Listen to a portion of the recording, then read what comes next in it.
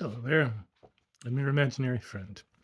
I have another story for you by Algernon Blackwood. This is another of his John Silent stories. Now, as always, bear in mind that sometimes an author will have included something in their work that at the time of writing seemed fine to them, and it's not always fine.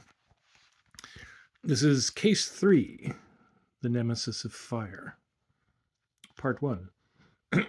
By some means which I never could fathom, John Silence always contrived to keep the compartment to himself.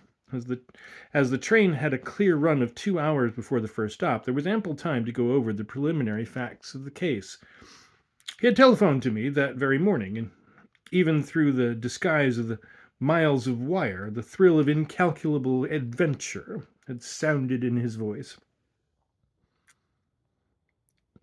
As if it were an ordinary country visit, he called, in reply to my question, and don't forget to bring your gun. With blank cartridges, I suppose, for I knew his rigid principles with regard to the taking of life, and guessed that the guns were merely for some obvious purpose of disguise. And then he thanked me for coming, mentioned the train, snapped down the receiver, and left me vibrating with the excitement of anticipation to do my packing. For the honor of accompanying Dr. John Silence on one of his big cases was what many would have considered an empty honor and risky. Certainly the adventure held all manner of possibilities, and I arrived at Waterloo with the feelings of a man who is about to embark on some dangerous and peculiar mission, in which the dangers he expects to run will not be the ordinary dangers to life and limb, but of some secret character, difficult to name and still more difficult to cope with.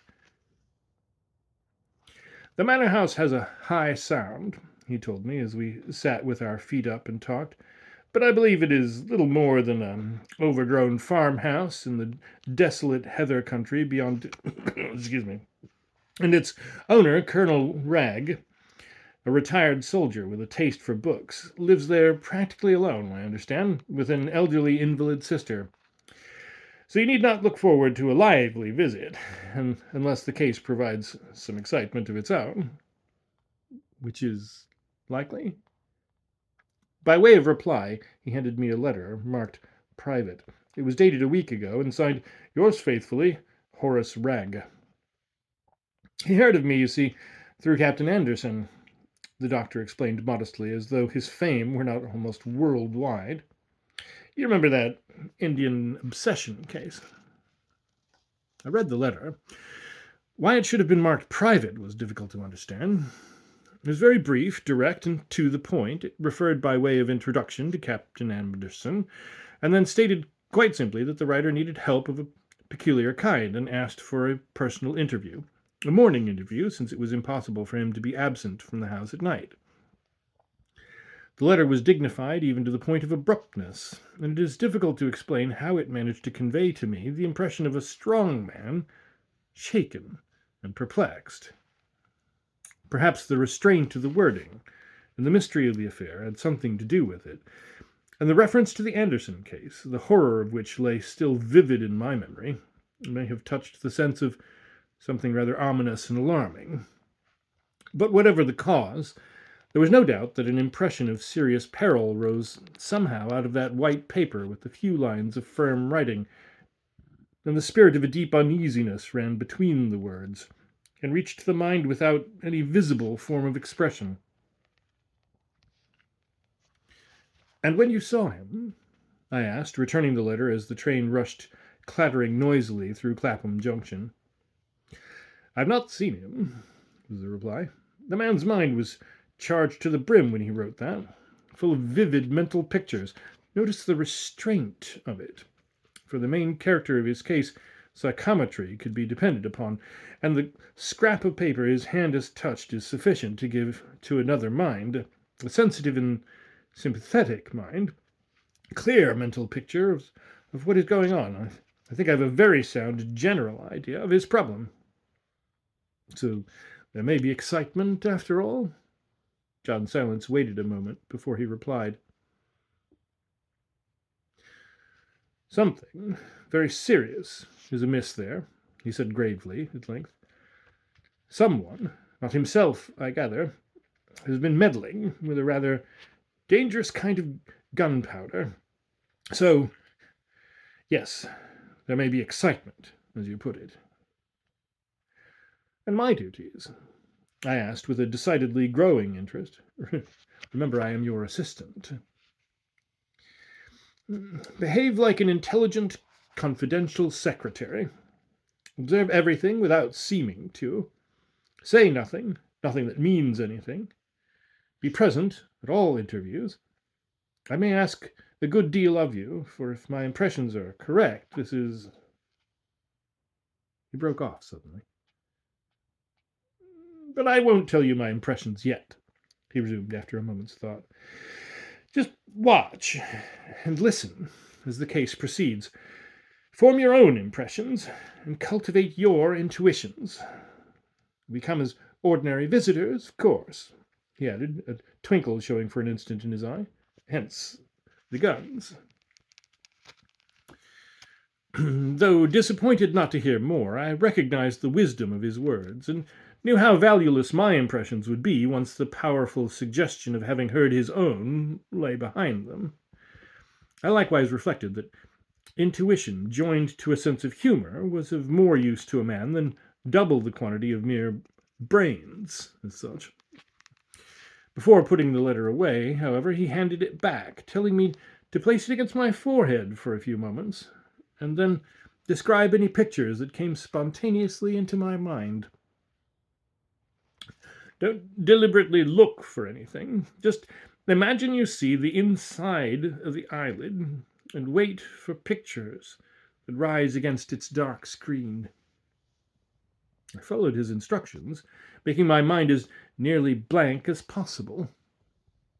But no visions came. I saw nothing but the lines of light that passed to and fro like the changes of a kaleidoscope across the blackness. A momentary sensation of warmth came and went, curiously. You see what? He asked presently. Nothing, I was obliged to admit disappointedly. Nothing but the usual flashes of light one always sees, only perhaps they are more vivid than usual. He said nothing by way of comment or reply. And they grouped themselves now and then, I continued, with painful candor, for I longed to see the pictures he had spoken of. Grouped themselves into globes and round balls of fire, and the lines that flash about sometimes look like triangles and crosses, almost like geometrical figures. Nothing more. I opened my eyes again and gave him back the letter. It makes my head hot, I said, feeling somehow unworthy for not seeing anything of interest, but the look in his eyes arrested my attention at once. That sensation of heat is important, he said significantly. It was certainly real, and rather uncomfortable, I replied, hoping he would expand and explain. There was a distinct feeling of warmth, internal warmth somewhere, oppressive in a sense. That is interesting, he remarked, putting the letter back in his pocket and settling himself in the corner with newspapers and books. He vouchsafed nothing more, and I knew that the uselessness of trying to make him talk. Following his example, I settled likewise with magazines into my corner, but when I closed my eyes again to look for the flashing lights and the sensation of heat, I found nothing but the usual phantasmagoria of the day's events, faces, scenes, memories. In due course I fell asleep, and then saw nothing at all of any kind. When we left the train, after 6 hours travelling, at a little wayside station, standing without trees in a world of sand and heather, the late October shadows had already dropped their sombre veil upon the landscape, and the sun dipped almost out of sight behind the moorland hills. In a high dog-cart behind a fast horse, we were soon rattling across the undulating stretches of an open and bleak country, the keen air stinging our cheeks and the sense of pine and bracken strong about us. Bare hills were faintly visible against the horizon, and the coachman pointed to a bank of distant shadows on our left, where he told us the sea lay. occasional stone farmhouses, standing back from the road among straggling fir trees and large black barns that seemed to shift past us with a movement of their own in the gloom, were the only signs of humanity and civilization that we saw, until, at the end of a bracing 5 miles, the lights of the lodge gates flared before us, and we plunged into a thick grove of pine trees that concealed the manor house up to the moment of actual arrival. Colonel Raga himself met us in the hall. He was a typical army officer who had seen service, real service, and found himself in the process. He was tall and well-built, broad in the shoulders, but lean as a greyhound, with grave eyes, rather stern, and a mustache turning grey. I judged him to be about 60 years of age, but his movements showed a suppleness of strength and agility that contradicted the years. The face was full of character and resolution, the face of a man to be depended upon, and the straight grey eyes, it seemed to me, wore a veil of perplexed anxiety that he made no attempt to disguise. The whole appearance of the man at once clothed the adventure with gravity and importance, a matter that gave such a man cause for serious alarm, I felt must be something real and of genuine moment. His speech and manner as he welcomed us were, like his letter, simple and sincere. He had a nature as direct and undeviating as a bullet. Thus he showed plainly his surprise that Dr. Silence had not come alone. "My confidential secretary, Mr. Hubbard," the doctor said, introducing me, and the steady gaze and powerful shake of the hand I then received were well calculated, I remember thinking, to drive home the impression that here was a man who was not to be trifled with, and whose perplexity must spring from some very real and tangible cause. And quite obviously he was relieved that we had come. His welcome was unmistakably genuine. He led us at once into a room, half library, half smoking room, that opened out of the low-ceilinged hall. The manor house gave the impression of a rambling and glorified farmhouse, solid, ancient, comfortable, and wholly unpretentious. And so it was. Only the heat of the place struck me as unnatural. This room, with the blazing fire, may have seemed uncomfortably warm after the long drive through the night air, yet it seemed to me that the hall itself, and the whole atmosphere of the house, breathed a warmth that hardly belonged to well-filled grates or the pipes of hot air and water. It was not the heat of the greenhouse. It was an oppressive heat that somehow got into the head and mind. It stirred a curious sense of uneasiness in me, and I caught myself thinking of the sensation of warmth that had emanated from the letter in the train. I heard him thanking Dr. Silence for having come. There was no preamble, and the exchange of civilities was of the briefest description. Evidently here was a man who, like my companion, loved action rather than talk. His manner was straightforward and direct. I saw him in a flash, puzzled, worried, harassed into a state of alarm by something he could not comprehend, forced to deal with things he would have preferred to despise, yet facing it all with dogged seriousness and making no attempt to conceal that he felt secretly ashamed of his incompetence. "So I cannot offer you much entertainment beyond that of my own company and the queer business that has been going on here, and is still going on," he said with a slight inclination of the head towards me by way of including me in his confidence. "I think, Colonel Raga," replied John Silence impressively, "that we shall none of us find the time hangs heavy. I gather we shall have our hands full." The two men looked at one another for the space of some seconds, and there was an indefinable quality in their silence, which for the first time made me admit a swift question into my mind, and I wondered a little at my rashness in coming with so little reflection into a big case of this incalculable doctor. But no answer suggested itself, and to withdraw was, of course, inconceivable. The gates had closed behind me now, and the spirit of the adventure was already besieging my mind with its advance guard of 1,000 little hopes and fears. Explaining that he would wait till after dinner to discuss anything serious, as no reference was ever made before his sister, he led the way upstairs and showed us personally to our rooms. and it was just as I was finished dressing that a knock came at my door, and Dr. Silence entered. He was always what is called a serious man, so that even in moments of comedy you felt he never lost sight of the profound gravity of life. But as he came across the room to me, I caught the expression of his face, and understood in a flash that he was now in his most grave and earnest mood. He looked almost troubled. I stopped fumbling with my black tie and stared. "It is serious," he said, speaking in a low voice. "More so even than I imagined." Colonel Raga's control over his thoughts concealed a great deal in my psychometrizing of the letter. "I looked in to warn you to keep yourself well in hand, generally speaking."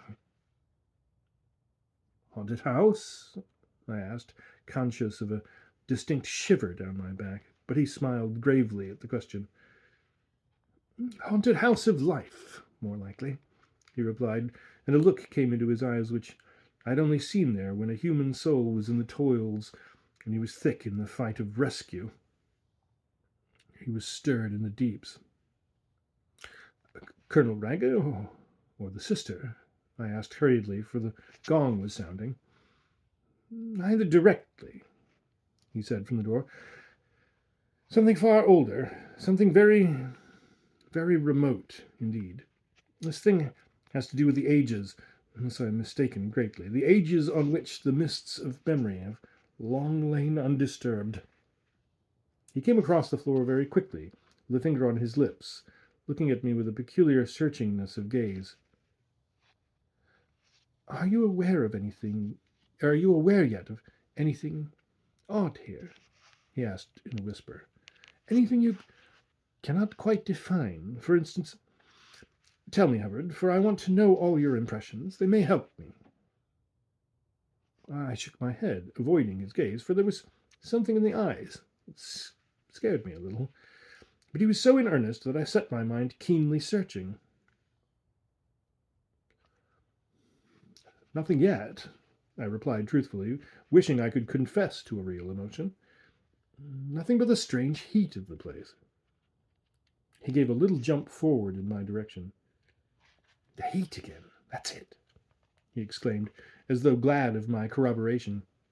"And how would you describe it, perhaps?" he asked quickly, with a hand on the doorknob.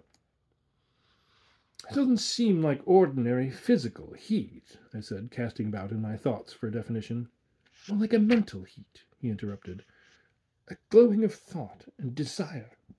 A sort of feverish warmth of the spirit. Isn't that it?" I admitted that he had exactly described my sensations. "Good," he said, as he opened the door, and with an indescribable gesture that combined a warning to be ready with a sign of praise for my correct intuition, he was gone.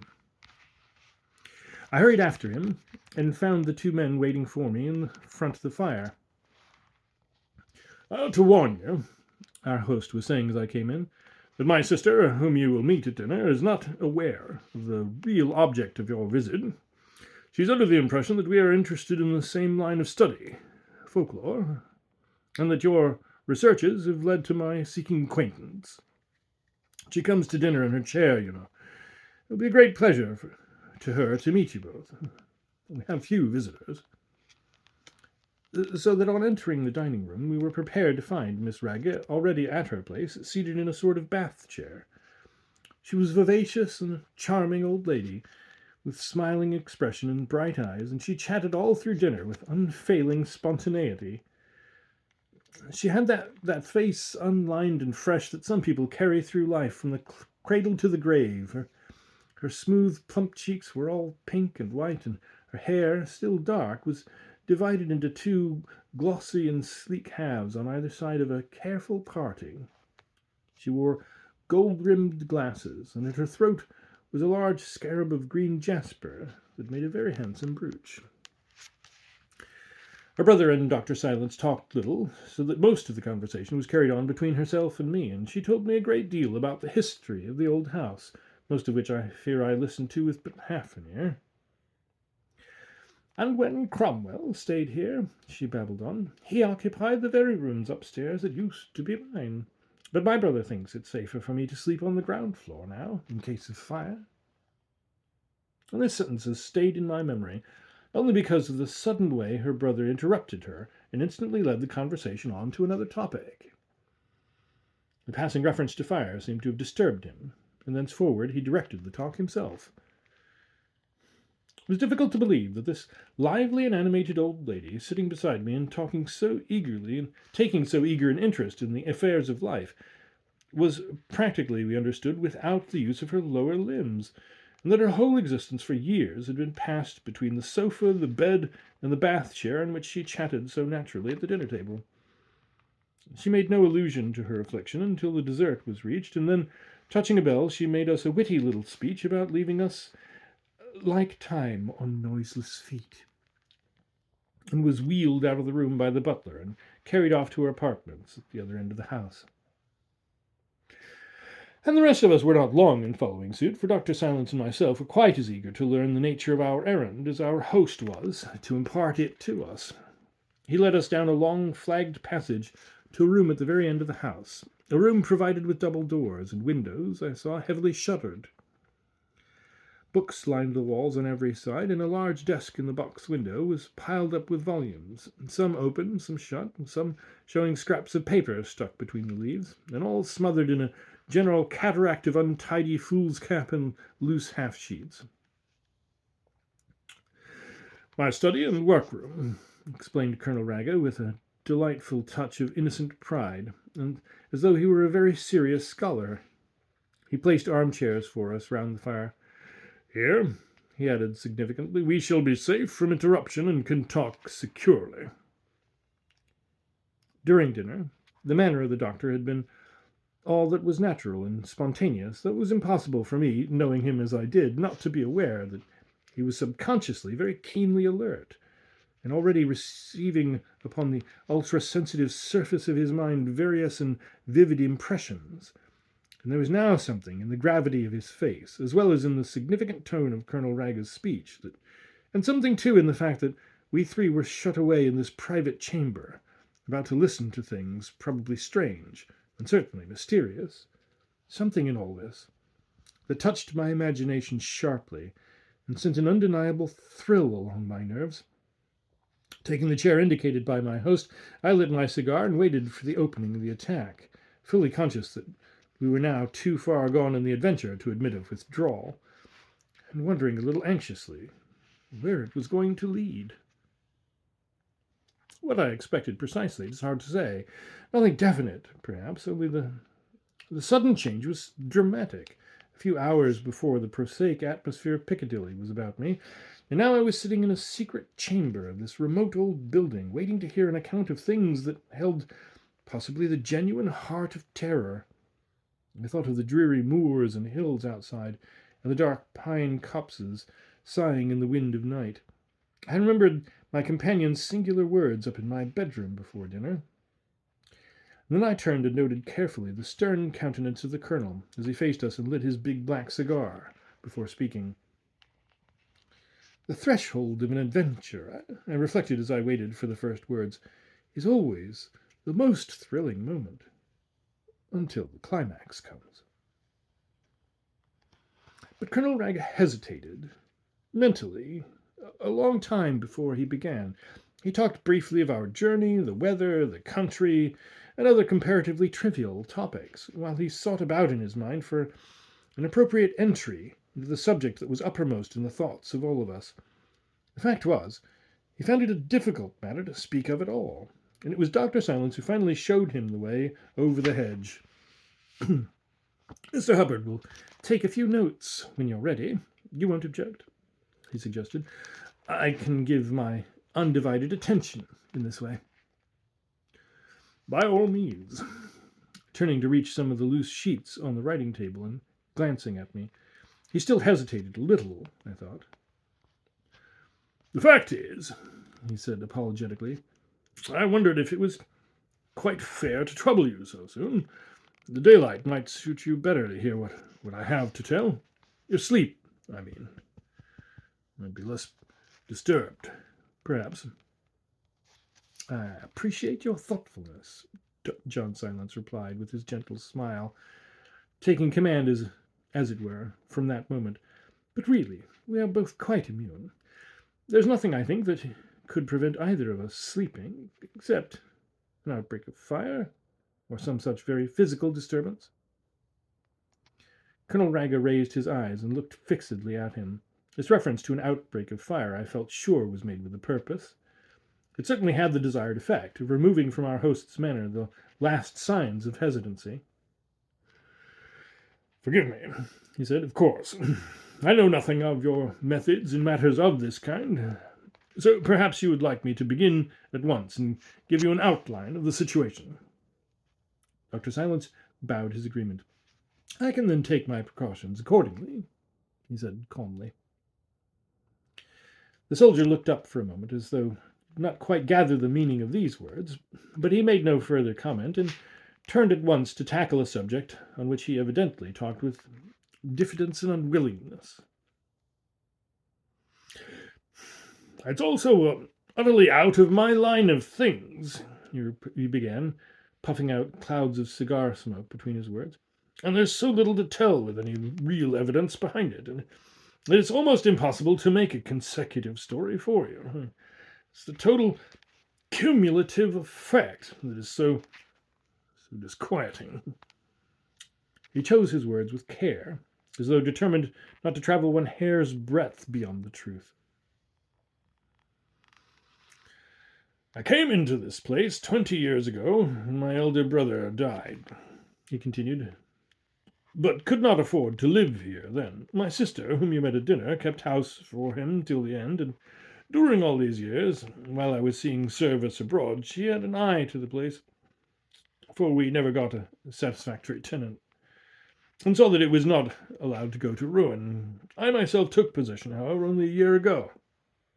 My brother," he went on, after a perceptible pause, "spent much of his time away, too. He was a great traveler, and filled the house with stuff he brought home from all over the world. The laundry, a small detached building beyond the servants' quarters, he turned into a regular little museum. The curios and things I've cleared away. They collected dust and were always getting broken. But the laundry house, you shall see tomorrow." Colonel Raga spoke with such deliberation, with so many pauses, that this beginning took him a long time. But at this point he came to a full stop altogether. Evidently there was something he wished to say that cost him considerable effort. At length he looked up steadily into my companion's face. "May I ask you? That is, you won't think it strange," he said, and a sort of hush came over his voice and manner, "whether you've noticed anything at all unusual, anything queer, since you came into the house?" Dr. Silence answered without a moment's hesitation. "I have," he said. "There's a curious sensation of heat in the place." "Ah," exclaimed the other, with a slight start, "you have noticed it. This unaccountable heat. But its cause, I gather, is not in the house itself, but outside." I was astonished to hear the doctor add. Colonel Raga rose from his chair and turned to unhook a framed map that hung upon the wall. I got the impression that the movement was made with the deliberate purpose of concealing his face. "Your diagnosis, I believe, is amazingly accurate," he said after a moment, turning round with the map in his hands. "Though, of course, I can have no idea how you should guess." John Silence shrugged his shoulders expressively. "Merely my impression," he said. "If you pay attention to impressions, and do not allow them to be confused by deductions of the intellect, you will often find them surprisingly, uncannily accurate." Colonel Raga resumed his seat and laid the map upon his knees. His face was very thoughtful as he plunged abruptly again into his story. "On coming into possession," he said, looking at us alternately in the face, "I found a crop of stories of the most extraordinary and impossible kind I'd ever heard. Stories which at first I treated with amused indifference, but later was forced to regard seriously, if only to keep my servants. These stories, I thought, I traced to the fact of my brother's death, and In a way, I think so still. He leaned forward and handed the map to Dr. Silence. It's an old plan of the estate, he explained, but accurate enough for our purpose, and I wish you would note the position of the plantations marked upon it, especially those near the house. That one, indicating the spot with his finger, is called the 12-acre plantation. It was just there on the side nearest the house that my brother and the head keeper met their deaths. He spoke as a man forced to recognize facts that he deplored and would have preferred to leave untouched, things he personally would rather have treated with ridicule, if possible. It made his words peculiarly dignified and impressive, and I listened with an increasing uneasiness as to the sort of help the doctor would look to me for later. It seemed as though I were a spectator of some drama of mystery in which any moment I might be summoned to play a part. It was 20 years ago, continued the colonel, but there was much talk about it at the time, unfortunately, and you may perhaps have heard of the affair. Stride, the keeper, was a passionate, hot-tempered man, but I regret to say so was my brother, and quarrels between them seem to have been frequent. I do not recall the affair, said the doctor. May I ask, what was the cause of death? Something in his voice made me prick up my ears for the reply. The keeper, it was said, from suffocation, and at the inquest the doctors averred that both men had been dead the same length of time when found. And your brother? Asked John Silence, noticing the omission and listening intently. Equally mysterious, said our host, speaking in a low voice with effort. But there was one distressing feature I think I ought to mention. For those who saw the face, I did not see it myself, and though Stride carried a gun, its chambers were undischarged. He stammered and hesitated with confusion. Again, that sense of terror moved between his words. He stuck. Yes, said the chief listener sympathetically. My brother's face, they said, looked as though it had been scorched. It had been swept, as it were, by something that burned, blasted. It was, I am told, quite dreadful.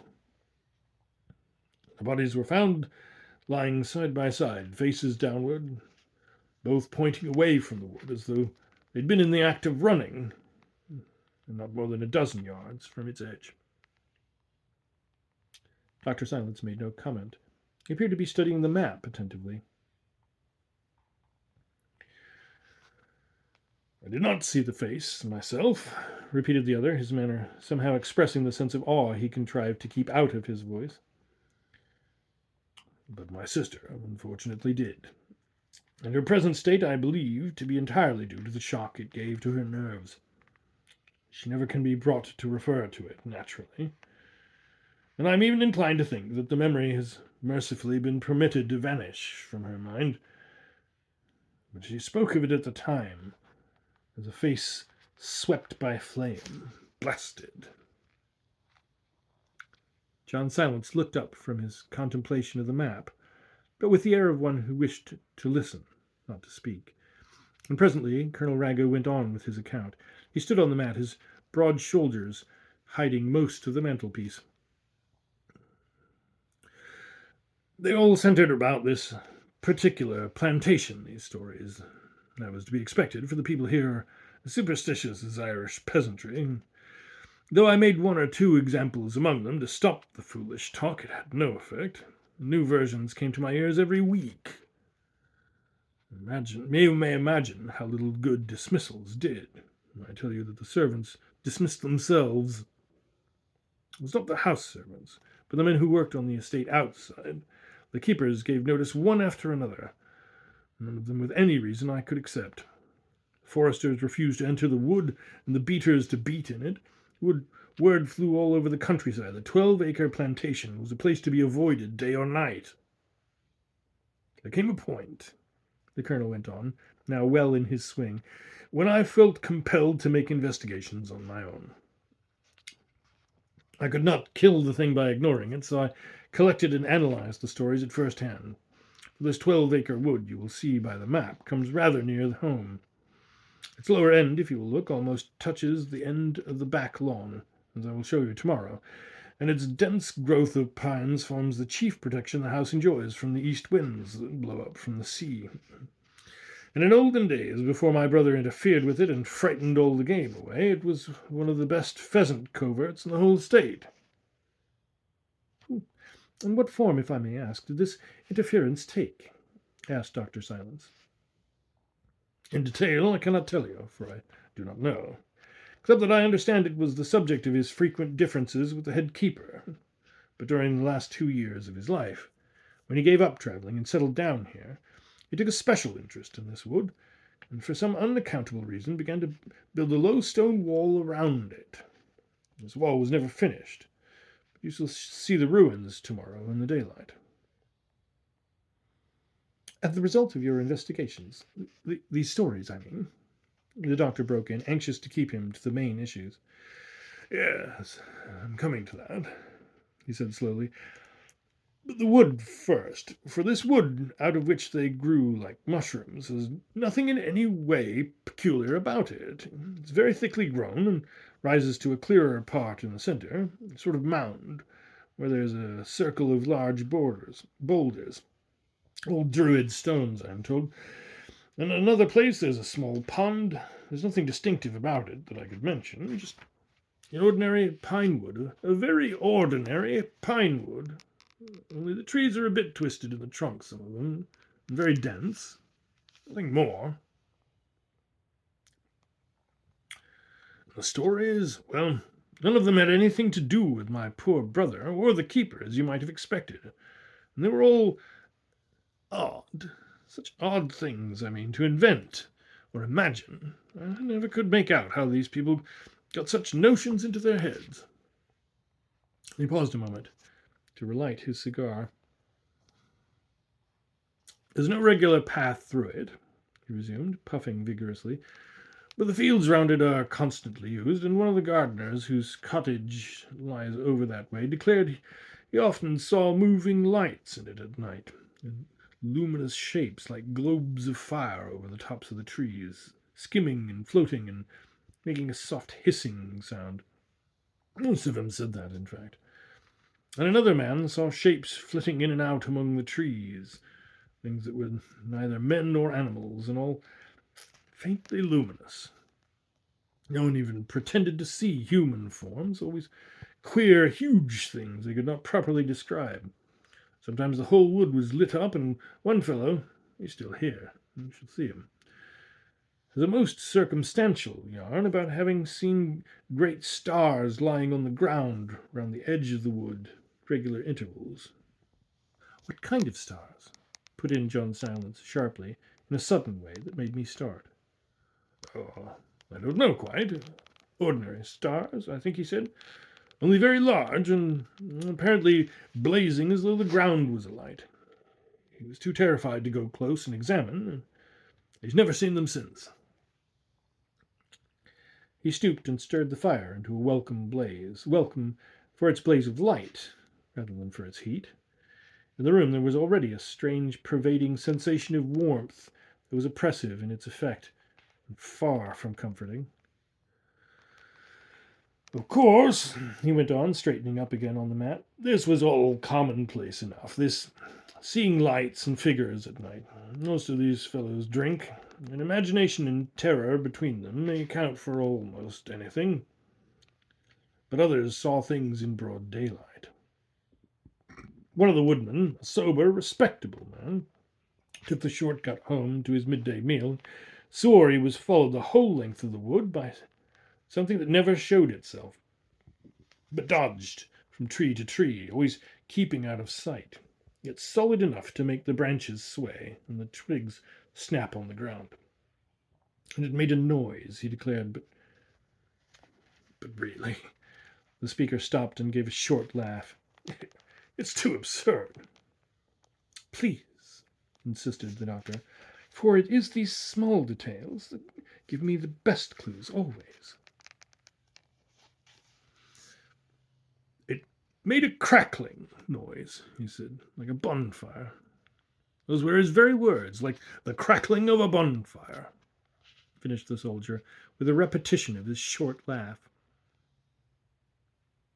Most interesting, Dr. Silence observed gravely. Please omit nothing. Yes, he went on.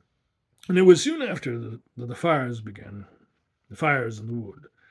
They started mysteriously burning in the patches of coarse white grass that cover the more open parts of the plantation. No one ever actually saw them start, but many, myself among the number, have seen them burning and smouldering.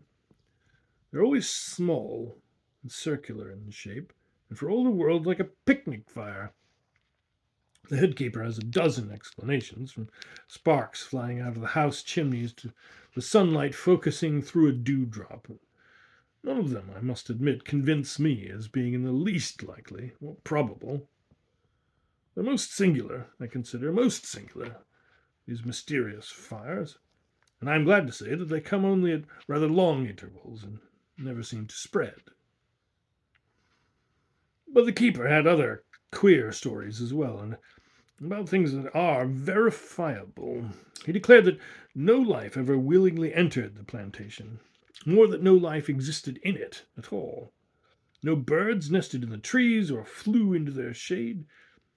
He set countless traps, but never caught so much as a rabbit or a weasel. Animals avoided it, and more than once he had picked up dead creatures round the edges that bore no obvious signs of how they'd met their death. Moreover, he told me one extraordinary tale about his retriever chasing some invisible creature across the field one day when he was out with his gun. The dog suddenly pointed at something in the field at his feet and then gave chase, yelping like a mad thing. It followed its imaginary quarry to the borders of the woods and then went in, a thing he'd never known it to do before. The moment it crossed the edge, it was darkish in there even in daylight, they began fighting in the most frenzied and terrific fashion. It made him afraid to interfere, he said. And at last, when the dog came out, hanging its tail down and panting, he found something like white hair stuck to its jaws and brought it to show me. I tell you these details because they are important, believe me. The doctor stopped him. And you have it still, this hair? He asked. It disappeared in the oddest way, the colonel explained.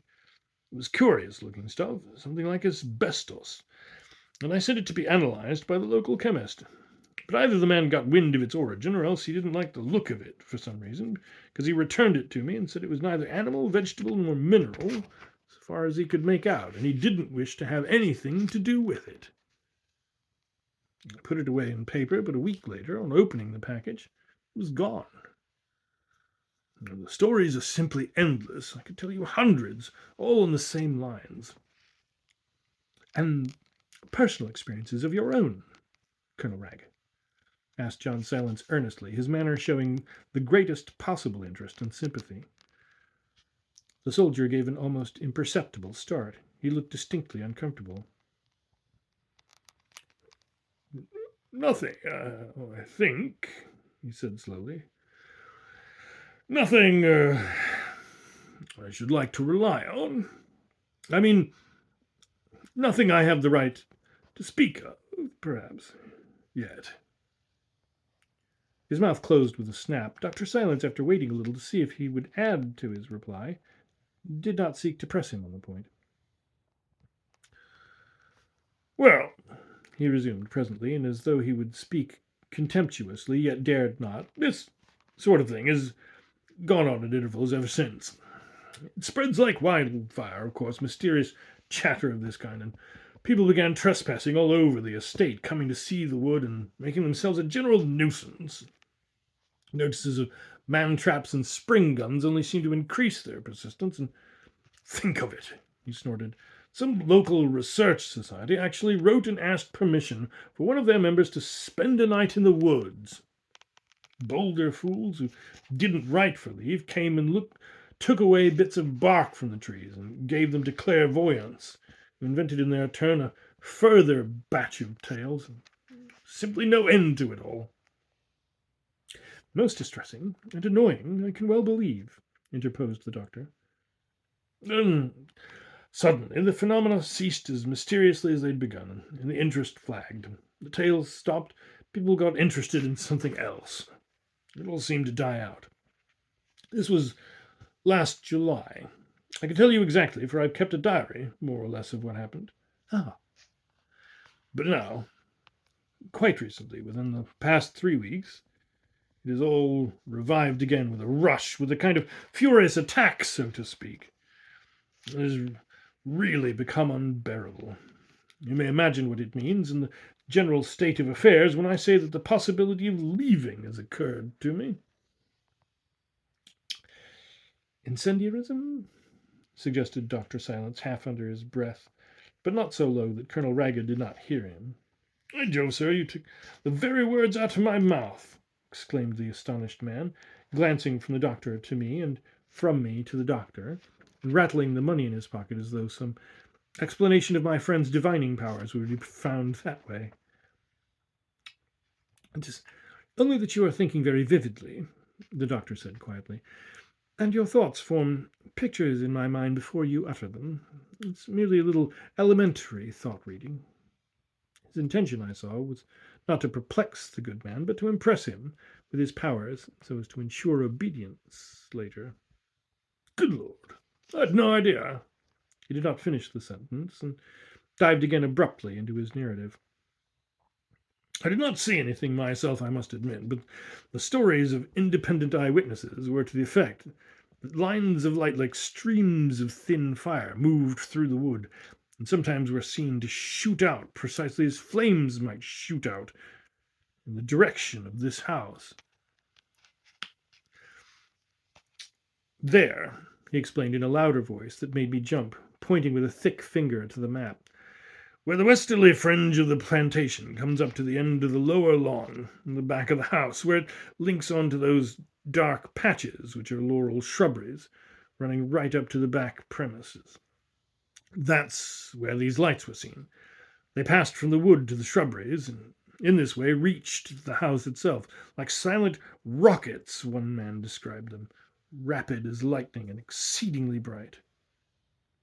And this evidence you spoke of? They actually reached the sides of the house. They've left a mark of scorching on the walls of the laundry building at the other end. You shall see him tomorrow. He pointed to the map to indicate the spot, and then straightened himself and glared about the room, as though he had said something no one could believe, an expected contradiction. Scorched, just as the faces were, the doctor murmured, looking significantly at me. Scorched, yes, repeated the colonel, failing to catch the rest of the sentence in his excitement. There was a prolonged silence in the room, in which I heard the gurgling of the oil in the lamp, and the click of the coils, and the heavy breathing of our host. The most unwelcome sensations were creeping about my spine, and I wondered whether my companion would scorn me utterly if I asked to sleep on the sofa in his room. It was 11 o'clock, I saw by the clock on the mantelpiece. We had crossed the dividing line and were now well in the movement of the adventure. The fight between my interest and my dread became acute. But even if turning back had been possible, I think the interest would have easily gained the day.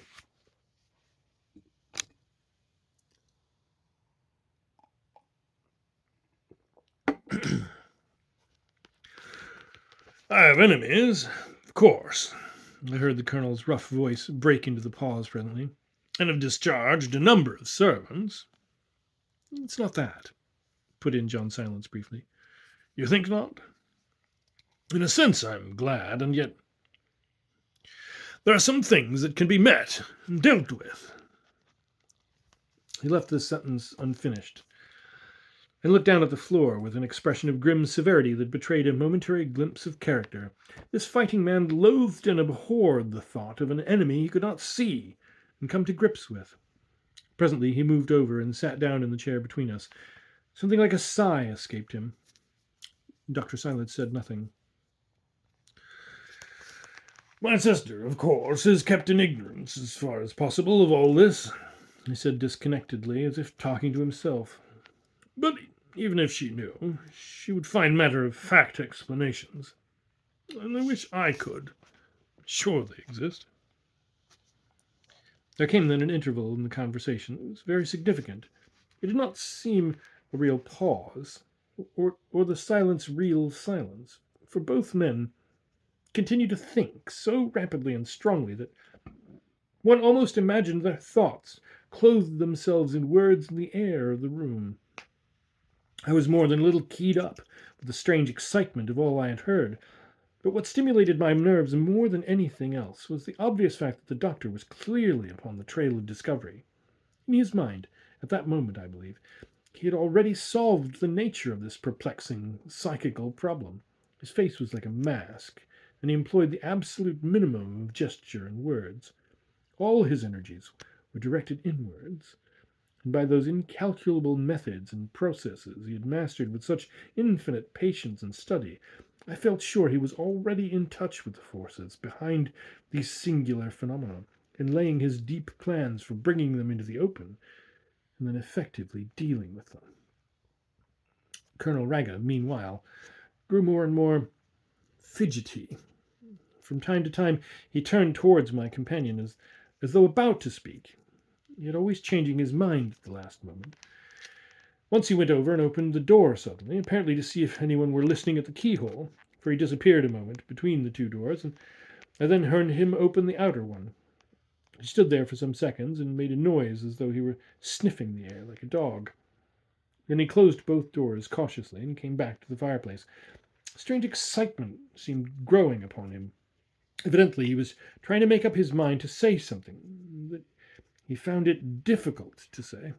And John Silence, as I rightly judged, was waiting patiently for him to choose his own opportunity and his own way of saying it. At last he turned and faced us, squaring his great shoulders and stiffening perceptibly. Dr. Silence looked up sympathetically. "Your own experiences help me most," he observed quietly. "The fact is," the colonel said, speaking very low, "this past week there have been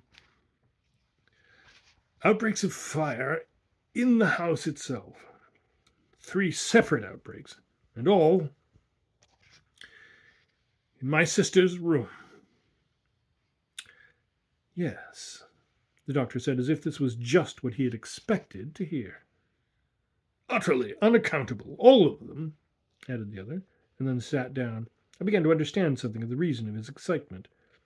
He was realizing at last that the natural explanation he had held to all along was becoming impossible, and he hated it. It made him angry. "Fortunately," he went on, "she was out each time and does not know. But I've made her sleep now in a room on the ground floor." "Wise precaution," the doctor said simply. He asked 1 or 2 questions. The fires had started in the curtains, once by the window and once by the bed. The third time smoke had been discovered by the maid coming from the cupboard, and it was found that Miss Raga's clothes hanging on the hooks were smouldering. The doctor listened attentively, but made no comment. "And now, can you tell me," he said presently, "what your own feeling about it is, your general impression?" "Sounds foolish to say so," replied the soldier after a moment's hesitation, "but I feel exactly as I have often felt on active service in my Indian campaigns, just as if the house and all in it were in a state of siege, as though a concealed enemy were encamped about us in ambush somewhere." He uttered a soft, nervous laugh. "As if the next sign of smoke would precipitate a panic, a dreadful panic." The picture came before me of the night shadowing the house, and the twisted pine trees he had described crowding about it, concealing some powerful enemy, and glancing at the resolute face and figure of the old soldier, forced at length to his confession, I understood something of all he had been through before he sought the assistance of John Silence. "And tomorrow, unless I am mistaken, is full moon," said the doctor suddenly, watching the other's face for the effect of his apparently careless words. Colonel Raga gave an uncontrollable start, and his face for the first time showed unmistakable pallor. "What in the world?"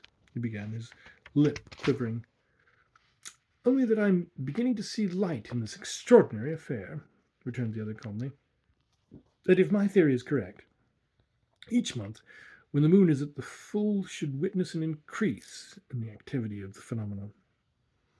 "I don't see the connection," Colonel Raga answered almost savagely. "But I'm bound to say my diary bears you out." He wore the most puzzled expression I have ever seen upon an honest face, but he abhorred this additional corroboration of an explanation that perplexed him. "I confess," he repeated, "I cannot see the connection." "Oh, why should you?" said the doctor, with his first laugh that evening. He got up and hung the map upon the wall again. "But I do, because these things are my special study. And let me add that I have yet to come across a problem that is not natural and has not a natural explanation. It's merely a question of how much one knows and admits." Colonel Raga eyed him with a new and curious respect in his face, but his feelings were soothed. Moreover, the doctor's laugh and change of manner came as a relief to all, and broke the spell of grave suspense that had held us so long. We all rose and stretched our limbs, and took little walks about the room. "I'm glad, Dr. Silence, if you will allow me to say so, that you're here," he said simply. "Very glad indeed.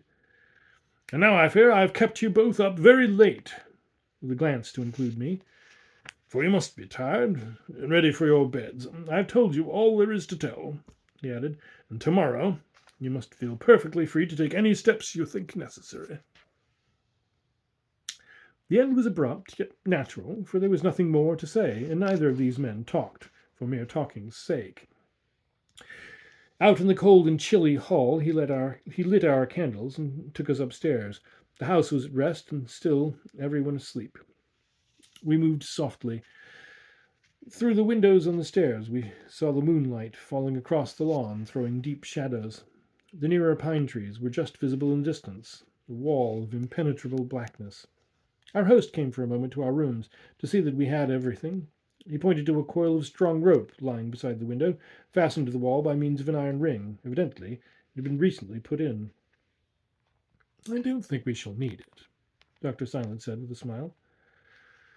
"I trust not," replied our host gravely. "I sleep quite close to you, across the landing," he whispered, pointing to his door. "And if you want anything in the night, you'll know where to find me." He wished us pleasant dreams, and disappeared down the passage into his room, shading the candle with his big muscular hand from the draughts. John Silence stopped me a moment before I went. "You know what it is?" I asked, with an excitement that even overcame my weariness. "Yes," he said. "I'm almost sure. And you?" "Not the smallest notion." He looked disappointed, but not half as disappointed as I felt. "Egypt," he whispered. "Egypt."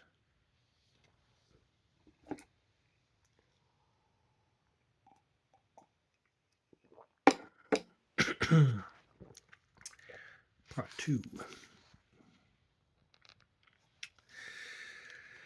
Nothing happened to disturb me in the night, nothing, that is, except a nightmare in which Colonel Raga chased me amid thin streaks of fire, and his sister always prevented my escape by suddenly rising up out of the ground in her chair. Dead. The deep baying of dogs woke me once, just before the dawn. It must have been, for I saw the window frame against the sky. There was a flash of lightning, too, I thought, as I turned over in bed. It was warm, for October, oppressively warm. It was after 11 o'clock when our host suggested going out with the guns, these we understood being a somewhat thin disguise for our true purpose. Personally, I was glad to be in the open air, for the atmosphere of the house was heavy with presentiment. The sense of impending disaster hung over all. Fear stalked the passages and lurked in every corners of every room.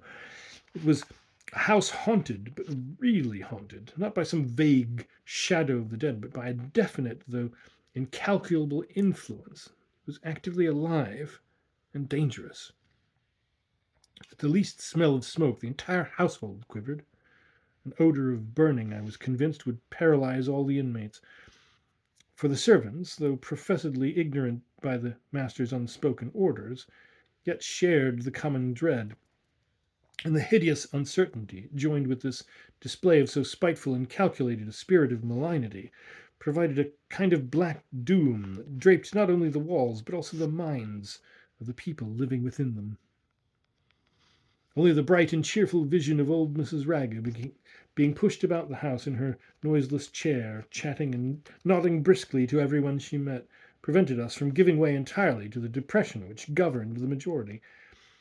The sight of her was like a gleam of sunshine through the depths of some ill-omened wood, and just as we went out I saw her being wheeled along by her attendant into the sunshine of the back lawn, and caught her cheery smile as she turned her head and wished us good sport. The morning was October at its best. Sunshine glistened on the dew-drenched grass and on leaves turned golden red. The dainty messengers of coming hoarfrost were already in the air, a search for permanent winter quarters. From the wide moors that everywhere swept up against the sky like a purple sea splashed by the occasional grey of rocky clefts, there stole down the cool and perfumed wind of the west, and the keen taste of the sea ran through all like a master flavour, borne over the spaces perhaps by the seagulls that cried and circled high in the air. But our host took little interest in this sparkling beauty, and had no thought of showing off the scenery of his property. His mind was otherwise intent, and for that matter, so were our own.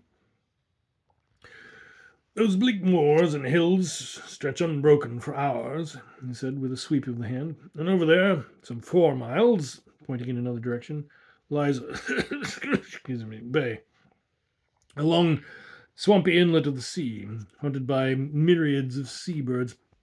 On the other side of the house are the plantations and pine woods. I thought we'd get the dogs and go first to the 12-acre wood I told you about last night. It's quite near." We found the dogs in the stable, and I recalled the deep baying of the night when a fine bloodhound and 2 Great Danes leaped out to greet us. Singular companions for guns, I thought to myself, as we struck out across the fields, and the great creatures bounded and ran beside us, nose to ground. The conversation was scanty. John Silence's grave face did not encourage talk. He wore the expression I knew well, that look of earnest solicitude, which meant that his whole being was deeply absorbed and preoccupied. Frightened, I'd never seen him, but anxious, often. It always moved me to witness it, and he was anxious now. "On the way back, you shall see the laundry building," Colonel Ragg observed shortly, for he, too, found little to say. "We shall attract less attention, then." Yet not all the crisp beauty of the morning seemed able to dispel the feelings of uneasy dread that gathered increasingly about our minds as we went. In a very few minutes, a clump of pine trees concealed the house from view, and we found ourselves on the outskirts of a densely grown plantation of conifers. Colonel Ragg stopped abruptly, and, producing a map from his pocket, explained once more, very briefly, its position with regard to the house. He showed how it ran up almost to the walls of the laundry building, though at the moment beyond our actual view, and pointed to the windows of his sister's bedroom where the fires had been. The room, now empty, looked straight on to the wood. Then, glancing nervously about him and calling the dogs to heel, he proposed that we should enter the plantation and make as thorough examination of it as we thought worthwhile. The dogs, he added, might perhaps be persuaded to accompany us a little way, and he pointed to where they cowered at his feet, but he doubted it. "Neither voice nor whip will get them very far, I'm afraid," he said. "I know by experience." "If you have no objection," replied Dr. Silence with decision, and speaking almost for the first time, "we will make our examination alone, Mr. Hubbard and myself. It will be best so." His tone was absolutely final, and the colonel acquiesced so politely that even a less intuitive man than myself must have seen that he was genuinely relieved. "You doubtless have good reasons," he said. "Merely that I wish to obtain my impressions uncoloured. This delicate clue I'm working on might be so easily blurred by the thought currents of another mind with strongly preconceived ideas. Perfectly, I understand, rejoined the soldier, though with an expression of countenance that plainly contradicted his words. Then I will wait here with the dogs, and we'll have a look at the laundry on our way home. I turned once to look back as we clambered over the low stone wall built by the late owner, and saw his straight soldierly figure standing in the sunlit field, watching us with a curiously intent look on his face. There was something to me incongruous, yet distinctly pathetic, in the man's effort to meet all far-fetched explanations of the mystery with contempt, and at the same time in his stolid, unswerving investigation of it all. He nodded at me and made a gesture of farewell with his hand. That picture of him, standing in the sunshine with his big dogs, steadily watching us, remains with me to this day. Dr. Silence led the way in among the twisted trunks, planted closely together in serried ranks, and I followed sharp at his heels. The moment we were out of sight, he turned and put down his gun against the roots of a big tree, and I did likewise. We shall hardly want these cumbersome weapons of murder, he observed with a passing smile. You're sure of your clue, then? I asked at once, bursting with curiosity, yet fearing to betray it lest he should think me unworthy. His own methods were so absolutely simple and untheatrical. I am sure of my clue, he answered gravely, and I think we have just come in time. You shall know in due course. For the present, be content to follow and observe, and think steadily. The support of your mind will help me. His voice had that quiet mastery in it which leads men to face death with a sort of happiness and pride. I would have followed him anywhere at that moment. At the same time, his words conveyed a sense of dread seriousness. I caught the thrill of his confidence, but also, in this broad light of day, I felt the measure of alarm that lay behind. You still have no strong impressions? He asked. Nothing happened in the night, for instance? No vivid dreamings? He looked closely for my answer, I was aware. I slept an almost unbroken sleep. I was tremendously tired, and but for the oppressive heat. Good. You still notice the heat, then, he said to himself, rather than expecting an answer. And the lightning, he added, that lightning out of a clear sky, that flashing, did you notice that? I answered truly that I thought I had seen a flash during a moment of wakefulness, and he then drew my attention to certain facts before moving on. You remember the sensation of warmth when you put the letter to your forehead in the train, the heat generally in the house last evening, and, as you now mention, in the night. You heard, too, the Colonel's stories about the appearances of fire in this wood and in the house itself, and the way his brother and the gamekeeper came to their deaths 20 years ago. I nodded, wondering what in the world it all meant. And you get no clue from these facts? He asked, a trifle surprised. I searched every corner of my mind and imagination for some inkling of his meaning, but was obliged to admit that I understood nothing so far. Never mind. You will later. And now, he added, we will go over to the wood and see what we can find. His words explained to me something of his method. We were to keep our minds alert and report to each other the least fancy that crossed the picture gallery of our thoughts. Then, just as we started, he turned again to me with a final warning. And for your safety, he said earnestly, imagine now, and for that matter, imagine always, until we leave this place, imagine with the utmost keenness that you are surrounded by a shell that protects you. Picture yourself inside a protective envelope and build it up with the most intense imagination you can evoke. Pour the whole force of your thought and will into it. Believe vividly all through this adventure that such a shell, constructed of your thought, will, and imagination, surrounds you completely, and that nothing can pierce it to attack. He spoke with dramatic conviction, gazing hard at me as though to enforce his meaning. and then moved forward and began to pick his way over the rough, tussocky ground into the wood. And meanwhile, knowing the efficacy of his prescription, I adopted it to the best of my ability. The trees at once closed about us like the night. Their branches met overhead in a continuous tangle. Their stems crept closer and closer. The brambly undergrowth thickened and multiplied.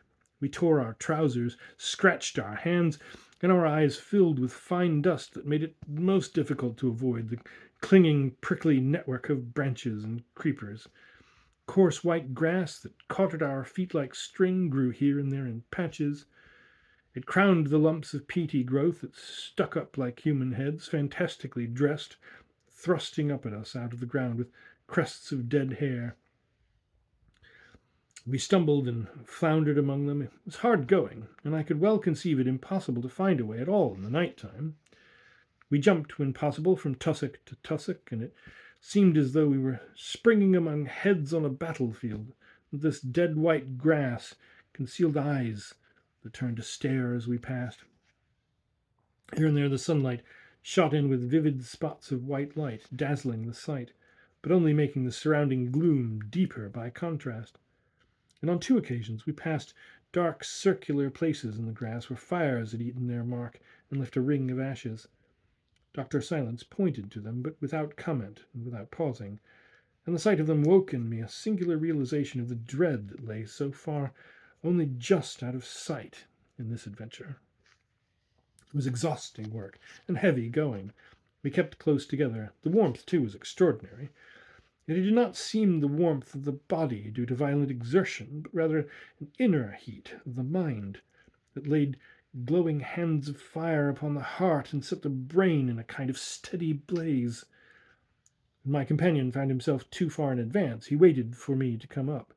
The place had evidently been untouched by hand of man, keeper, forester, or sportsman for many a year, and my thoughts, as we advanced painfully, were not unlike the state of the wood itself, dark, confused, full of a haunting wonder and the shadow of fear. By this time, all signs of the open field behind us were hid. No single gleam penetrated. We might have been groping in the heart of some primeval forest. Then suddenly the brambles and tussocks and string-like grass came to an end. The trees opened out, and the ground began to slope upwards towards a large central mound. We had reached the middle of the plantation, and before us stood the broken druid stones our host had mentioned.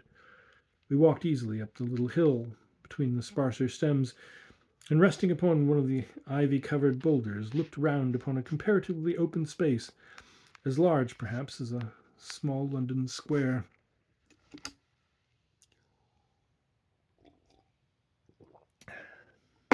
Thinking of the ceremonies and sacrifices this rough circle of prehistoric monoliths might have witnessed, I looked up into my companion's face with an unspoken question. But he read my thought and shook his head. Our mystery has nothing to do with these dead symbols, he said, but with something perhaps even more ancient, and of another country altogether. Egypt, I said half under my breath, hopelessly puzzled, but recalling his words in my bedroom. He nodded.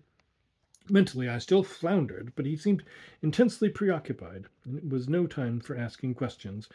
So while his words circled unintelligibly in my mind, I looked round at the scene before me, glad of the opportunity to recover breath and some measure of composure. But hardly had I time to notice the twisted and contorted shapes of many of the pine trees close at hand, when Dr. Silence leaned over and touched me on the shoulder. He pointed down the slope, and the look I saw in his eyes keyed up every nerve in my body to its utmost pitch. A thin, almost imperceptible column of blue smoke was rising among the trees some 20 yards away at the foot of the mound. It curled up and disappeared from sight among the tangled branches overhead. It was scarcely thicker than the smoke from a small brand of burning wood. "Protect yourself. Imagine your shell strongly," whispered the doctor, sharply, "and follow me closely." He rose at once and moved swiftly down the slope towards the smoke, and I followed, afraid to remain alone. I heard the soft crunching of our steps on the pine needles. Over his shoulder, I watched the thin blue spiral without once taking my eyes off it. I hardly know how to describe the peculiar sense of vague horror inspired in me by the sight of that streak of smoke penciling its way upwards among the dark trees, and the sensation of increasing heat as we approached was phenomenal. It was like walking towards a glowing yet invisible fire. As we drew nearer, his pace slackened, then he stopped and pointed, and I saw a small circle of burnt grass upon the ground. The tussocks were blackened and smouldering, and from the center rose this line of smoke, pale, blue, steady. Then I noticed a movement of the atmosphere beside us, as if the warm air were rising and the cooler air rushing in to take its place, a little center of wind in the stillness. Overhead the boughs stirred and trembled where the smoke disappeared. Otherwise not a tree sighed, not a sound made itself heard. The wood was still as a graveyard. A horrible idea came to me that the course of nature was about to change without warning, had changed a little already, that the sky would drop or the surface of the earth crash inwards like a broken bubble. Something certainly reached up to the citadel of my reason, causing its throne to shake. John Silence moved forward again. I could not see his face, but his attitude was plainly one of resolution, of muscles and mind ready for vigorous action. We were within 10 feet of the blackened circle when the smoke of a sudden ceased to rise and vanished. The tail of the column disappeared in the air above, and at the same instant it seemed to me that the sensation of heat passed from my face, and the motion of the wind was gone. The calm spirit of the fresh October day resumed command. Side by side we advanced and examined the place. The grass was smouldering, the ground still hot. The circle of burned earth was a foot to a foot and a half in diameter. It looked like an ordinary picnic fireplace. I bent down cautiously to look, but in a second I sprang back with an involuntary cry of alarm, whereas the doctor stamped on the ashes to prevent them spreading. A sound of hissing rose from the spot as though he had kicked a living creature. This hissing was faintly audible in the air. It moved past us, away towards the thicker portion of the wood in the direction of our field, and in a second Dr. Silence had left the fire and started in pursuit. And then began the most extraordinary hunt of invisibility I can ever conceive. He went fast, even at the beginning, and of course it was perfectly obvious that he was following something. To judge by the poise of his head, he kept his eyes steadily at a certain level, just above the height of a man, and the consequence was he stumbled a good deal over the roughness of the ground. The hissing sound had stopped. There was no sound of any kind, and what he saw to follow was utterly beyond me. I only know that in mortal dread of being left behind, and with a biting curiosity to see whatever it was that to be seen, I followed as quickly as I could, and even then barely succeeded in keeping up with him. And as we went, the whole mad jumble of the colonel's stories ran through my brain, touching a sense of frightened laughter that was only held in check by the sight of this earnest, hurrying figure before me. For John Silence at work inspired me with a kind of awe. He looked so diminutive among these giant twisted trees, while yet I knew that his purpose and his knowledge were so great, and even in hurry he was dignified. The fancy that we were playing some queer, exaggerated game together met the fact that we were two men dancing upon the brink of some possible tragedy, and the mingling of the two emotions in my mind was both grotesque and terrifying. He never turned in his mad chase, but pushed rapidly on, while I panted after him like a figure in some unreasoning nightmare. And as I ran, it came upon me that he'd been aware all the time, in his quiet internal way, of many things that he'd kept for his own secret consideration. He'd been watching, waiting, planning from the very moment we entered the shade of the wood. By some inner concentrated process of mind, dynamic if not actually magical, he had been in direct contact with the source of the whole adventure, the very essence of the real mystery. And now the forces were moving to a climax. Something was about to happen, something important, something possibly dreadful. Every nerve, every sense, every significant gesture of the plunging figure before me proclaimed the fact just as surely as the skies, the winds, and the face of the earth tell the birds the time to migrate, and warn the animals that danger lurks and they must move. In a few moments we reached the foot of the mound and entered the tangled undergrowth that lay between us and the sunlight of the field. Here the difficulties of fast travelling increased 100-fold. There were brambles to dodge, low boughs to dive under, and countless tree trunks closing up to make the direct path impossible. Yet Dr. Silence never seemed to falter or hesitate. He went diving, jumping, dodging, ducking, but ever in the same main direction, following a clean trail. Twice I tripped and fell, and both times when I picked myself up again, I saw him ahead of me, still forcing away like a dog after its quarry. And sometimes, like a dog, he stopped and pointed. Human pointing it was, psychic pointing. And each time he stopped to point, I heard that faint high hissing in the air beyond us. The instinct of an infallible dowser possessed him, and he made no mistakes. At length, abruptly, I caught up with him and found that we stood at the edge of the shallow pond Colonel Raga had mentioned in his account the night before. It was long and narrow, filled with dark brown water in which the trees were dimly reflected. Not a ripple stirred its surface. "Watch!" he cried out as I came up. "It's going to cross. It's bound to betray itself. The water is its natural enemy, and we shall see the direction." And even as he spoke, a thin line, like the track of a water spider, shot swiftly across the shiny surface. There was a ghost of steam in the air above, and immediately I became aware of an odor of burning. Dr. Silence turned and shot a glance at me that made me think of lightning, and began to shake all over. "Quick!" he cried with excitement. "To the trail again. We must run around. It's going to the house." The alarm in his voice quite terrified me. Without a false step, I dashed round the slippery banks and dived again at his heels into the sea of bushes and tree trunks. We were now in the thick of the very dense belt that ran around the outer edge of the plantation, and the field was near, yet so dark was the tangle that it was some time before the first shafts of white sunlight became visible. The doctor now ran in zigzags. He was following something that dodged and doubled quite wonderfully. It had begun, I fancied, to move more slowly than before. "Quick!" he cried. "In the light we shall lose it." I still saw nothing, heard nothing, caught no suggestion of a trail. Yet this man, guided by some interior divining that seemed infallible, made no false turns, though how he failed to crash headlong into the trees had remained a mystery to me ever since. And then, with a sudden rush, we found ourselves on the skirts of the wood, with the open field lying in bright sunshine before our eyes. "Too late!" I heard him cry, a note of anguish in his voice. "It's out, and by God, it's making for the house." I saw the colonel standing in the field with his dogs where we had left him. He was bending double, peering into the wood where he heard us running, and he straightened up like a bent whip released. John Silence dashed past, calling him to follow. "We shall lose the trail in the light," I heard him cry as he ran. "But quick! We may yet get there in time."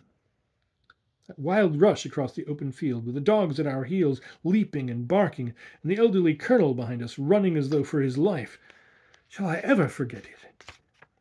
Though I had only vague ideas of the meaning of it all, I put my best foot forward, and being the youngest of the three, I reached the house an easy first. I drew up, panting, and turned to wait for the others. But as I turned, something moving a little distance away caught my eye, and in that moment I swear I experienced the most overwhelming and singular shock of surprise and terror I have ever known, or can conceive as possible. For the front door was open, and the waist of the house being narrow, I could see through the hall into the dining room beyond, and so on out to the back lawn, and there I saw no less a sight than the figure of Miss Raga, running. Even at that distance it was plain that she had seen me and was coming fast towards me, running with the frantic gait of a terror-stricken woman. She had recovered the use of her legs. Her face was a livid grey, as of death itself, but the general expression was one of laughter, for her mouth was gaping, and her eyes, always bright, shone with the light of a wild merriment that seemed the merriment of a child. It was singularly ghastly. In that very second, as she fled past me into her brother's arms behind, I smelt again most unmistakably the odor of burning. And to this day the smell of smoke and fire can come very near to turning me sick with the memory of what I had seen. Fast on her heels, too, came the terrified attendant, more mistress of herself and able to speak, which the old lady could not do, but with a face almost, if not quite, as fearful. "We were down by the bushes in the sun," she gasped, and screamed in reply to Colonel Raga's distracted questionings. "I was wheeling the chair as usual when she shrieked and leaped. I don't know exactly. I was too frightened to see. Oh, my God! She jumped clean out of the chair and ran. There was a blast of hot air from the wood, and she hid her face and jumped. She didn't make a sound. She didn't cry out or make a sound. She just ran." But the nightmare horror of it all reached the breaking point a few minutes later, and while I was still standing in the hall, temporarily bereft of speech and movement. For while the doctor, the colonel, and the attendant were halfway up the staircase, helping the fainting woman to the privacy of her room, and all in a confused group of dark figures, there sounded a voice behind me, and I turned to see the butler, his face dripping with perspiration, his eyes starting out of his head. "The laundry's on fire!" he cried. "The laundry building's a caught!" I remember his odd expression, a caught, and wanting to laugh, but finding my face rigid and inflexible. "The devil's about again! S'help me God!" he cried in a voice thin with terror, running about in circles. And then the group on the stairs scattered as at the sound of a shot, and the colonel and Dr. Silence came down 3 steps at a time, leaving the afflicted Miss Ragged to the care of her single attendant.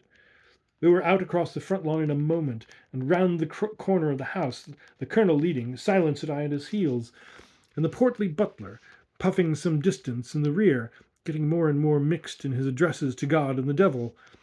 And the moment we passed the stables and came into view of the laundry building, we saw a wicked-looking volume of smoke pouring out of the narrow windows, and the frightened women servants and grooms running hither and thither, calling aloud as they ran. The arrival of the master restored order instantly, and this retired soldier, poor thinker perhaps, but capable man of action, had the matter in hand from the start. He issued orders like a martinet, and almost before I could realize it, there were streaming buckets on the scene, and a line of men and women formed between the building and the stable pump. "Inside!" I heard John Silence cry, and the colonel followed him through the door, while I was just quick enough at their heels to hear him add, "The smoke's the worst part of it. There's no fire yet, I think." And true enough, there was no fire. The interior was thick with smoke, but it speedily cleared, and not a single bucket was used upon the floor or walls. The air was stifling, the heat fearful. "There's precious little to burn in here. It's all stone," the colonel exclaimed, coughing. But the doctor was pointing to the wooden covers of the great cauldron in which the clothes were washed, and we saw that these were smouldering and charred, and when we sprinkled half a bucket of water on them, the surrounding bricks hissed and fizzed and sent up clouds of steam. Through the open door and windows this passed out with the rest of the smoke, and we 3 stood there on the brick floor, staring at the spot and wondering, each in our own fashion, how in the name of natural law the place could have caught fire or smoked at all. And each was silent, myself from sheer incapacity and befuddlement, the colonel from the quiet pluck that faces all things yet speaks little, and John Silence from the intense mental grappling with this latest manifestation of a profound problem that called for concentration of thought rather than for any words. There was really nothing to say. The facts were indisputable. Colonel Raga was the first to utter. "My sister," he said briefly, and moved off. In the yard I heard him sending the frightened servants about their business in an excellently matter-of-fact voice, scolding someone roundly for making such a big fire, letting the flues get overheated, and paying no heed to the stammering reply that no fire had been lit there for several days. Then he dispatched a groom on horseback for the local doctor. Then Dr. Silence turned and looked at me. The absolute control he possessed, not only over the outward expression of emotion by gesture, change of color, light in the eyes, and so forth, but also, as I well knew, over its very birth in his heart. The mask-like face of the dead he could assume at will made it extremely difficult to know at any given moment what was at work in his inner consciousness. But now, when he turned and looked at me, there was no sphinx expression there, but rather the keen, triumphant face of a man who had solved a dangerous and complicated problem and saw his way to a clean victory. "Now do you guess?" he asked quietly, as though it were the simplest matter in the world and ignorance were impossible. I could only stare stupidly and remained silent. He glanced down at the charred cauldron lids and traced a figure in the air with his finger, but I was too excited or too mortified or still too dazed, perhaps, to see what it was he outlined or what it was he meant to convey. I could only go on staring and shaking my puzzled head. "A fire elemental," he cried. "A fire elemental of the most powerful and malignant kind." "What?" thundered the voice of Colonel Raga behind us, having returned suddenly and overheard.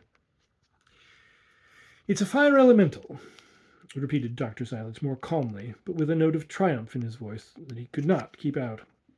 "And a fire elemental, enraged." The light began to dawn in my mind at last, but the colonel, who had never heard the term before, and was besides feeling considerably worked up for a plain man with all this mystery he knew not how to grapple with, the colonel stood with the most dumbfoundered look ever seen on a human countenance, and continued to roar and stammer and stare.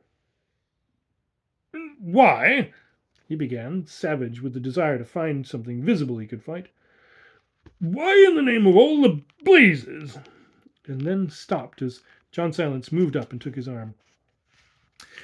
"There, my dear Colonel Raga," he said gently, "you touch the heart of the whole thing. You ask, why? That is precisely our problem."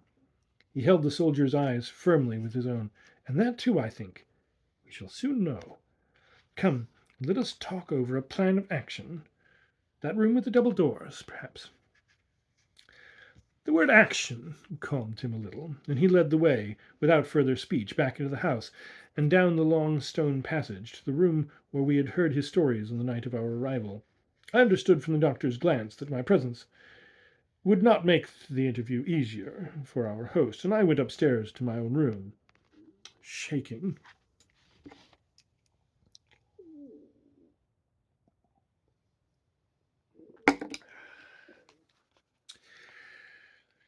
But in the solitude of my room, the vivid memories of the last hour revived so mercilessly that I began to feel I should never in my whole life lose the dreadful picture of Miss Raga running, that dreadful human climax after all the non-human mystery in the wood. And I was not sorry when a servant knocked at my door and said that Colonel Raga would be glad if I would join them in the little smoking room. "I think it is better you should be present," was all Colonel Raga said as I entered the room. I took my chair with my back to the window. There was still an hour before lunch, though I imagine that the usual divisions of the day hardly found a place in the thoughts of any one of us. The atmosphere of the room was what I might call electric. The colonel was positively bristling. He stood with his back to the fire, fingering an unlit black cigar, his face flushed, his being obviously roused and ready for action. He hated this mystery. It was poisonous to his nature, and he longed to meet something face to face, something he could gauge and fight. Dr. Silence, I noticed at once, was sitting before the map of the estate, which was spread upon a table.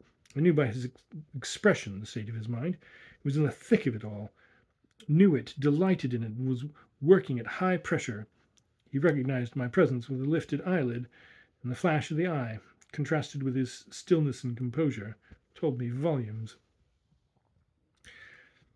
"I was about to explain to our host briefly what seems to me afoot in all this business," he said without looking up, "when he asked that you should join us, so that we can all work together."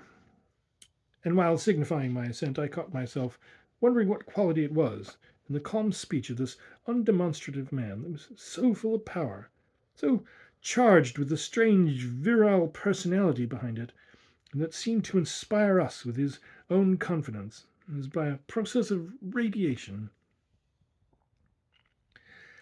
Mr. Hubbard, he went on gravely, turning to the soldier, knows something of my methods, and in more than one interesting situation has proved of assistance.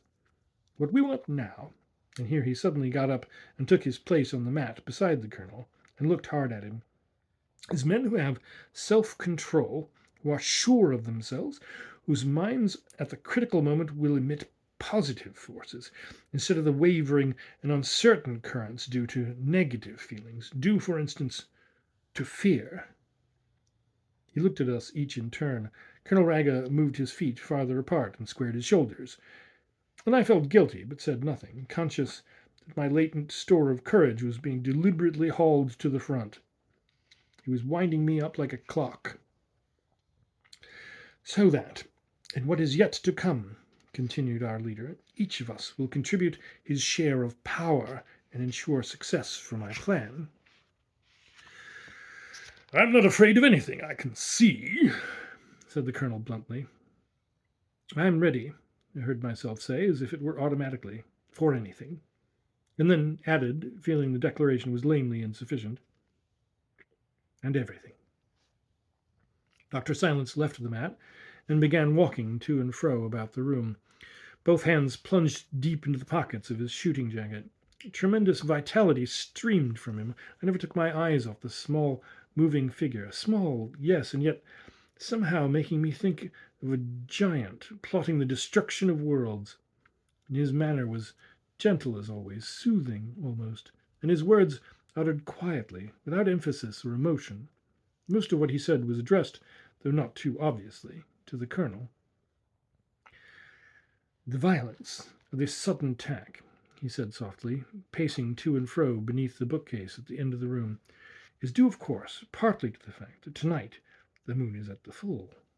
Here he glanced at me for a moment, and partly to the fact that we have all been so deliberately concentrating upon the matter. Our thinking, our investigation, has stirred it into unusual activity.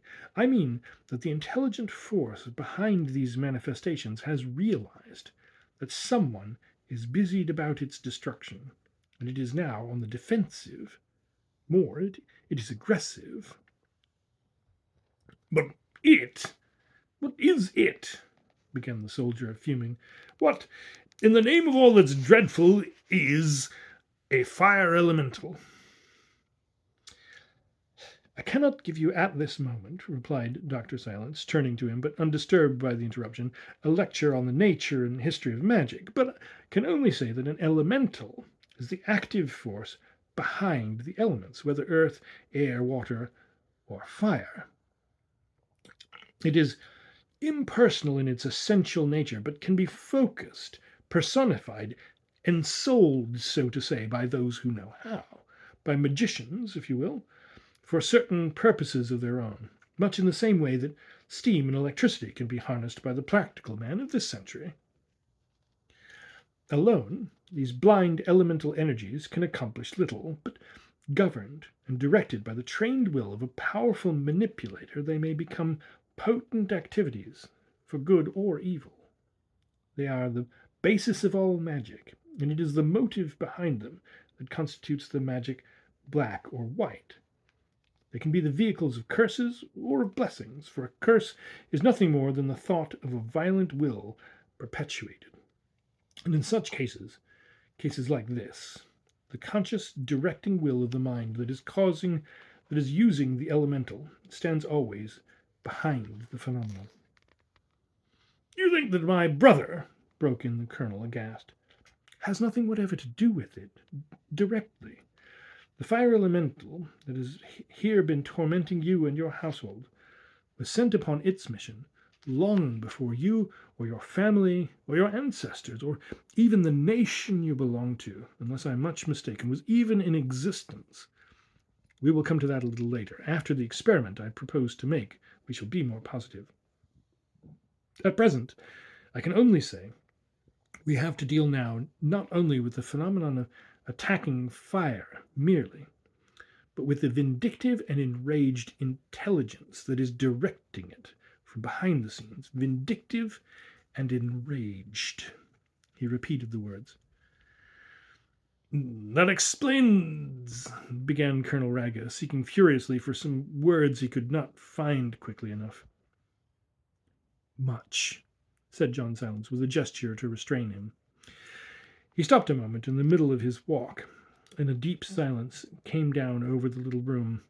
Through the windows the sunlight seemed less bright, the long line of dark hills less friendly, making me think of a vast wave towering to heaven and about to break and overwhelm us.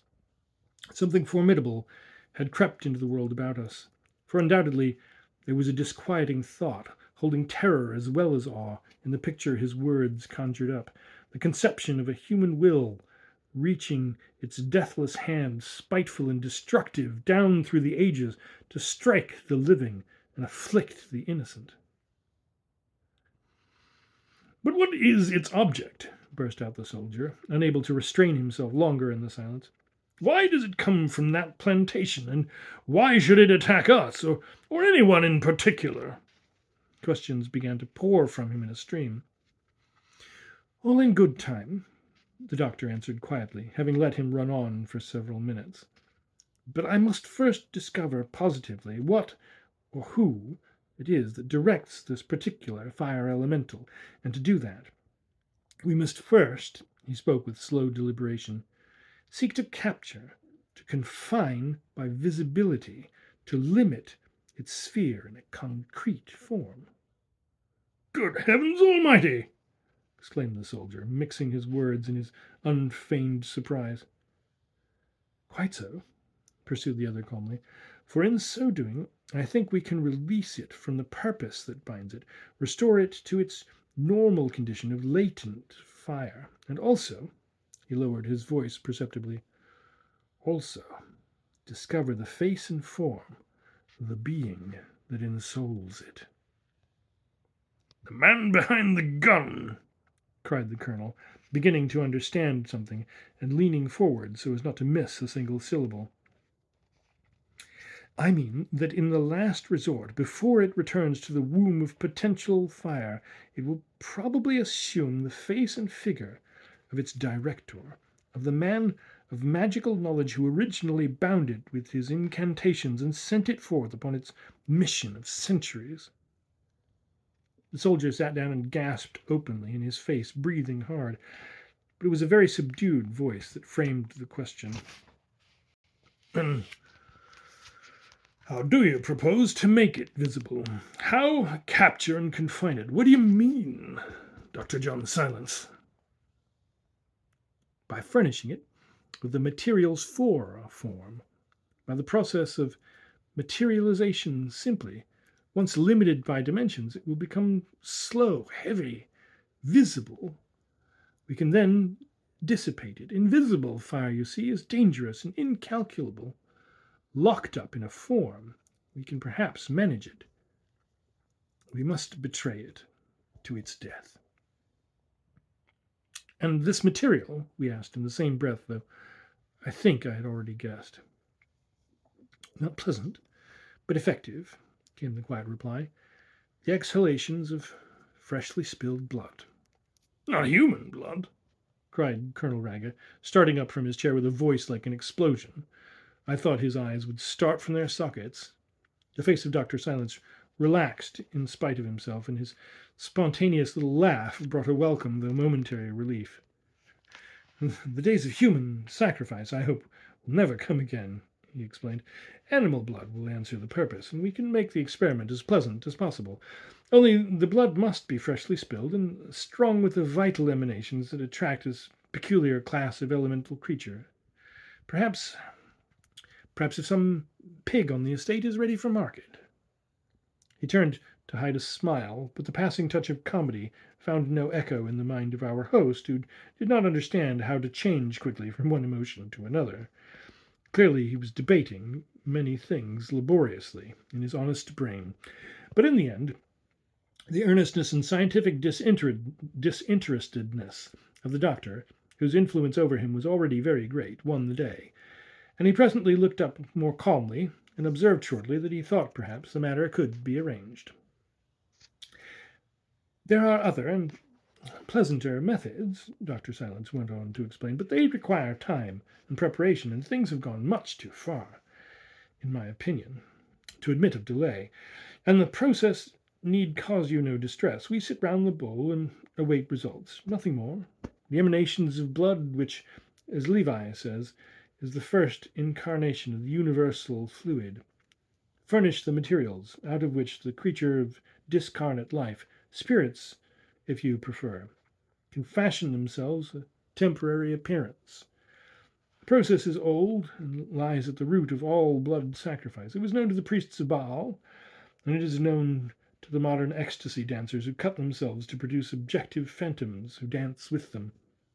And the least gifted clairvoyant could tell you that the forms to be seen in the vicinity of slaughterhouses or hovering above the deserted battlefields are, well, simply beyond all description.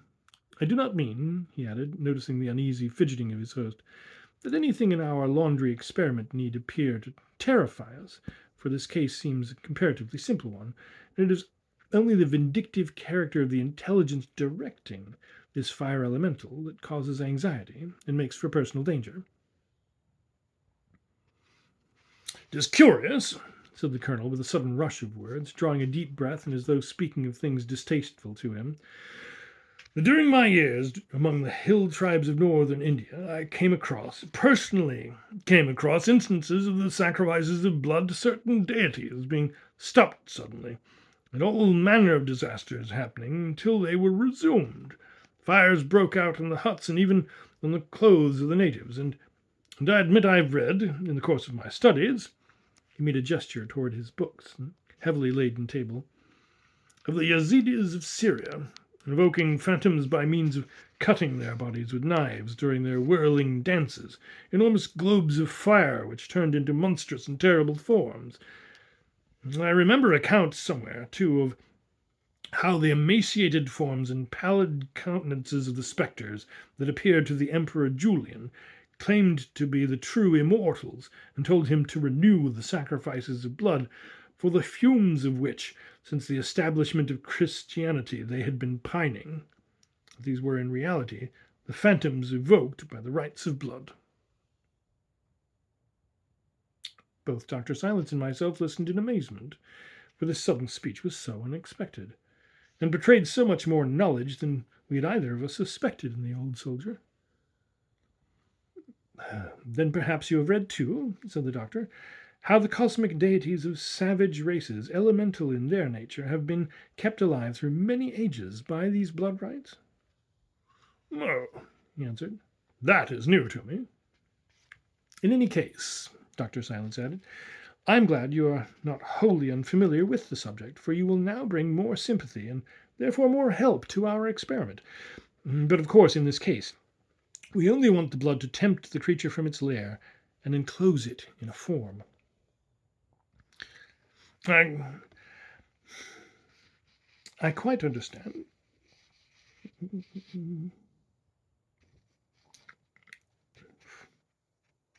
Trying to figure out who's talking here. It's a little confusing. I think it's Colonel Ragged. "I quite understand, and I only hesitated just now," he went on, his words coming much more slowly, as though he felt he had already said too much, "because I wished to be quite sure it was no mere curiosity, but an actual sense of necessity that dictated this horrible experiment." "It is your safety and that of your household and of your sister that is at stake," replied the doctor. "Once I have seen, I hope to discover whence this elemental comes and what its real purpose is." Colonel Raga signified his assent with a bow. "And the moon will help us," the other said, "for it will be full in the early hours of the morning, and this kind of elemental being is always most active at the period of full moon. Hence, you see, the clue furnished by your diary." So it was finally settled. Colonel Raga would provide the materials for the experiment, and we were to meet at midnight. How he would contrive at that hour, but that was his business. I only know we both realized that he would keep his word, and whether a pig died at midnight or at noon was, after all, perhaps only a question of the sleep and personal comfort of the executioner.